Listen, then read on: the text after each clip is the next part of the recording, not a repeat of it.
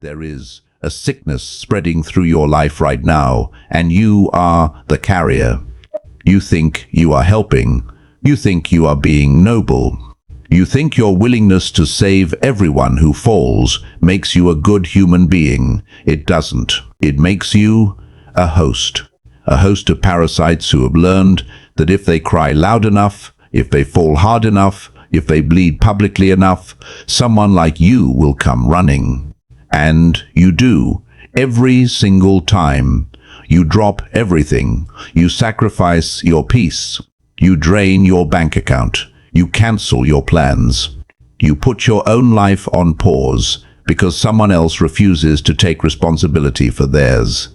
And while you are busy playing savior, your own dreams are suffocating. Your own potential is rotting. Your own future is being sold piece by piece to fund someone else's refusal to grow up. Machiavelli wrote, "The Prince not as a guide to evil, but as a manual for survival in a world full of woes." He understood something that your parents, your teachers, your society tried to hide from you. Not everyone who is drowning deserves to be saved. Some people are drowning because they refuse to swim. Some people have made drowning their identity. And if you jump in to save them, they will not thank you. They will drag you under. Machiavelli warned that mercy to the cruel is cruelty to the innocent. When you save people who should be left to face their consequences, you are not just hurting yourself. You are enabling their destruction. You are teaching them that actions have no consequences. You are training them to fail again and again because they know you will always be there to catch them. This is not love. This is cowardice disguised as compassion. The moment you realize that saving someone can be the most selfish thing they ever experience, your entire worldview will shatter. Because you are not saving them, you are saving yourself from the guilt of watching them fall. You are saving yourself from being called heartless. You are saving yourself from the discomfort of saying no. But that guilt, that discomfort, that fear of being seen as cold, it is the chain that keeps you enslaved to people who will never respect you. Machiavelli knew that respect is earned through boundaries, not through endless availability. A king who opens his gates to every beggar will soon have no kingdom left to protect. And you are giving away your kingdom, one rescue mission at a time. Today, we are going to identify the 6 types of people Machiavelli would have exiled from his court. These are not bad people. They are not evil. They are simply incompatible with your survival. If you continue to pour your life into them, you will wake up one day empty, exhausted, and wondering why you have nothing left. This is going to hurt. You are going to see faces. Machiavelli understood that past suffering does not entitle anyone to future cruelty. A man who was once a victim but now uses that victimhood to manipulate others has simply changed costumes. He is no longer the victim, he is the abuser, and you are the new victim. The debt collector of suffering believes the world owes them. They believe that because they suffered, everyone around them must compensate. They will never heal, because healing would mean giving up the one tool they have learned to use to get what they want. Guilt. They guilt you into staying. They guilt you into giving. They guilt you into sacrificing. And every time you comply, you confirm their twisted belief that suffering equals power. Here is the reality. You did not cause their pain. You are not responsible for their healing. You can have compassion without becoming their emotional punching bag. Compassion does not mean letting someone abuse you in the name of their trauma. Machiavelli would ask you a simple question. If you save this person, if you let them unload their unprocessed rage onto you for years, what do you get? A broken spirit, a sense of obligation, A relationship built on debt, not love. That is not a relationship. That is a hostage situation. The debt collector of suffering will never stop collecting. There will always be another wound to reopen, another grievance to air, another reason you need to prove you care. And no matter how much you give, it will never be enough, because the hole inside them is not your size, it is not your shape, you cannot fill it. Stop trying. Stop letting people use their past as a weapon against your present. Stop letting people guilt you into enduring their unhealed chaos. If they are not in therapy, if they are not actively working to process their trauma, if they are simply using you as a dumping ground, you are not helping them. You are enabling their stagnation, and you are destroying yourself in the process. Walk away. Let them face the mirror. Let them realize that the world will not stop for their pain. Only then will they take responsibility for their own healing. Type 3. The promise maker, promise breaker. This person is full of words. Beautiful, convincing, heartfelt words. They promise they will pay you back. They promise they will change. They promise they will support you next time. They promise they will show up. They promise they will be different, and you believe them because you are an optimist, because you want to see the good in people, because their words sound so genuine. So you give them another chance, and another, and another. And every single time they break the promise. Not because they are evil, but because words cost them nothing. Machiavelli warned that men judge more by their eyes than by their hands. People believe what they see, not what they hear. The promise maker, promise breaker, has learned that as long as they say the right things, they can keep getting away with doing the wrong things. They have learned that you value intention over action, and they exploit that. Every time they break a promise, they have a reason, a story, an excuse that almost makes sense. And because you are kind, you accept it. You tell yourself, well, they tried. Life got in the way. It is not their fault. Yes, it is. It is absolutely their fault. Because after the third broken promise, it is no longer bad luck. It is a pattern. It is a character flaw. It is a fundamental lack of integrity. Machiavelli believed that a prince must keep his word when it serves him and break it when it does not. But he was writing for rulers navigating political warfare. You are not in a war. You are in a friendship, a relationship, a family, and in those contexts, promises are sacred. If someone repeatedly breaks their promises to you, they are telling you exactly how much you matter to them. Not much. You are an option. You are a convenience. You are someone they can disappoint without consequence, because you keep forgiving them. You keep giving them chances. You keep lowering the bar until there is no bar left. Here is the test. Next time the promise maker, promise breaker makes a promise, do not react. Do not get excited. Do not plan around it. Simply wait. Wait and see if they follow through. If they do not confront them. Do not give them the chance to spin another excuse. Just quietly remove them from your life. No explanation, no drama, just distance. That actions speak louder than trials. A person who cannot keep a small promise will never honor a large commitment. If they cannot show up on time, they will not show up in a crisis.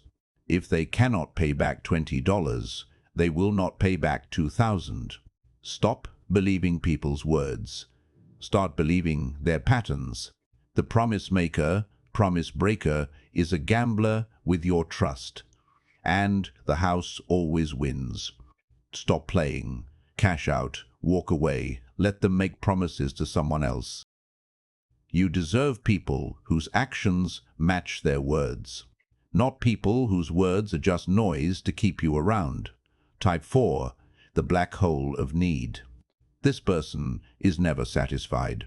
You give them an inch, they take a mile. You offer a hand, they grab the whole arm. You help them once, they expect it forever.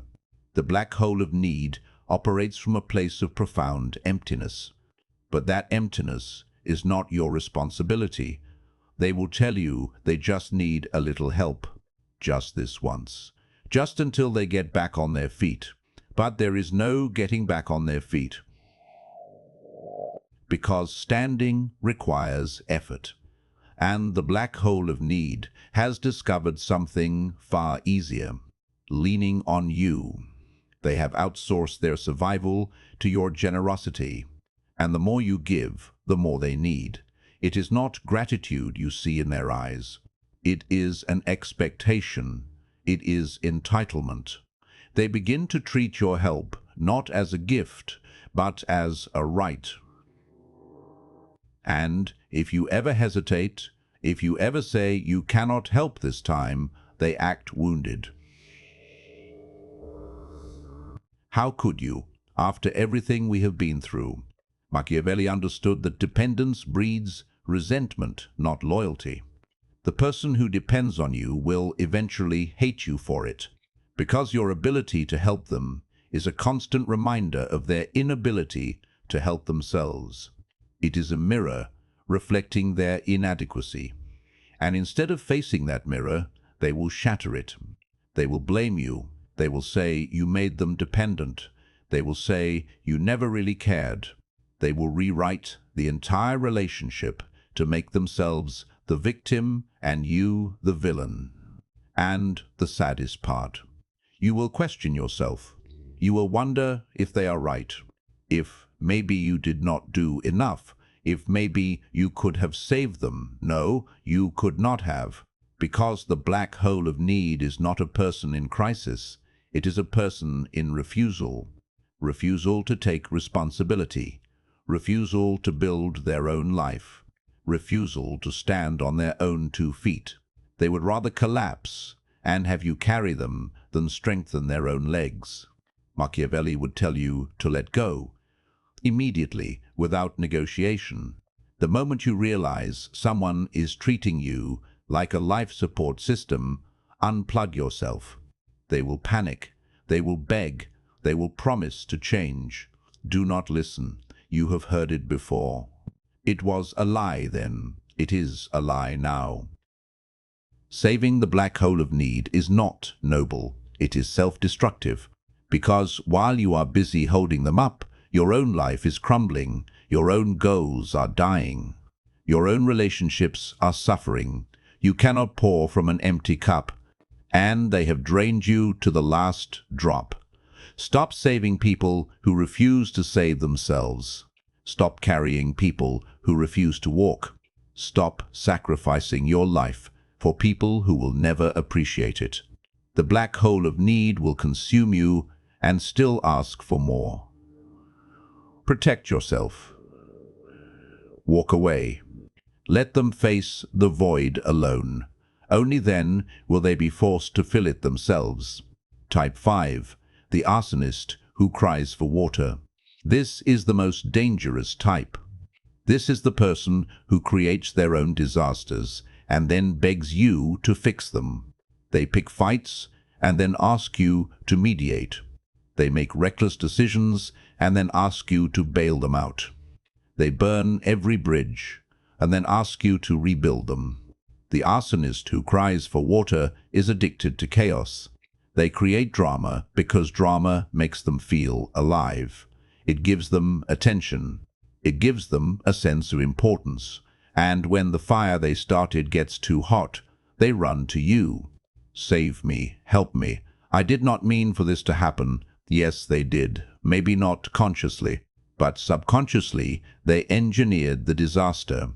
Because disasters bring people running. Disasters make them the center of attention. And disasters allow them to avoid the boring, hard work of building a stable life. Machiavelli warned against people who are careless with power. A prince who makes reckless decisions will lose his kingdom. The same is true for individuals. The arsonist who cries for water will lose every relationship, every job, every opportunity. And they will always blame external factors. Bad luck, bad people, bad timing, never themselves. If you save the arsonist, you become part of the cycle. You become the insurance policy that allows them to keep playing with fire. They learn that no matter how badly they screw up, you will fix it, so they screw up again. Bigger, louder, more destructive, because the stakes do not matter when someone else is paying the bill, and you are paying. With your time, with your energy, with your sanity. Machiavelli would tell you to let it burn. Let them sit in the ashes of their own creation. Let them see what happens when there is no safety net. Only then will they learn to stop lighting matches. But here is the cruelty of it. Even after you let them burn, even after they lose everything, they will not learn. Because the arsonist who cries for water does not want to learn. They want an audience. They want someone to witness their suffering. They want someone to tell the story of how hard their life is. You cannot fix this person. You cannot teach this person. You can only refuse to participate. Stop answering the emergency calls. Stop dropping everything to save them. Stop letting their chaos dictate your peace. The arsonist who cries for water will find another savior. And that new person will learn the same painful lesson you are learning now. Some people are not looking for a way out. They are looking for company in the fire. Do not be that company. Save yourself. Let them burn alone. Type 6, the ghost of who they used to be. This one breaks your heart because you remember who they were. You remember the friend who used to inspire you. The partner who used to make you feel alive. The family member who used to be your hero. But that person is gone. And in their place is someone you barely recognize. Someone who has given up. Someone who has become bitter, lazy, toxic, lost. And you keep trying to save them because you are not saving who they are. You are trying to resurrect who they were. You are holding onto a memory. And memories cannot be saved. The ghost of who they used to be is the most painful type to walk away from because it feels like abandonment. It feels like giving up on someone you love. But here is the truth. You are not giving up on them. They gave up on themselves a long time ago. Machiavelli understood that people change, and not always for the better. A soldier who was once brave can become a coward. A ruler who was once wise can become a tyrant.